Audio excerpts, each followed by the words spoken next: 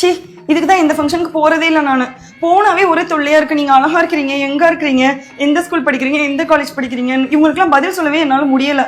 அது மட்டும் கிடையாது, போன வாரம் தெரியும்ல அந்த மாரியம்மன் கோயில கொளுத்துறவங்க ஒரு மஞ்சள் கலர் டப்பா எடுத்துட்டு போனேனே, அப்ப சிக்னலுக்கு ஒதுங்கி ஒரு காலேஜ்ல நின்னுட்டேன். எதுக்கு பிச்சை எடுக்கவா?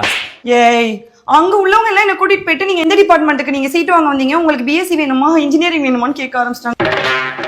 இது கூட பரவாயில்ல, அங்க இருந்து ஒரு மேம்ல என்ன இங்க வாமான்னு கூப்பிட்டு உனக்கு 8th ஸ்டாண்டர்ட்க்கு அப்புறம் என்னமா பிரச்சனை, டைரக்டா காலேஜுக்கு வந்துட்டேன்னு கேக்குறாங்க. 8th ஸ்டாண்டர்ட்க்கு அப்புறம் நான் வளரவே இல்லை போல. மூளையே வளரல.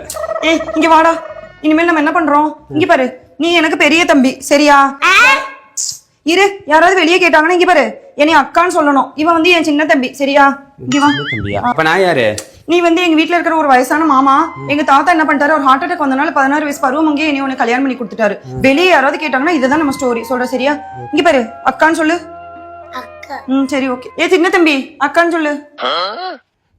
சரி இந்தா உங்க அப்பாட்ட போ. ஏய் வாடா. ஏ நில்லுங்க, நீங்களும் எங்க போயிட்டு இருக்கீங்க? இந்த பிள்ளைங்களுக்கு அக்கா எல்லாம் கிடைச்சிருச்சுல்ல, அதான் அம்மாவை தேடி போயிட்டு இருக்கான்.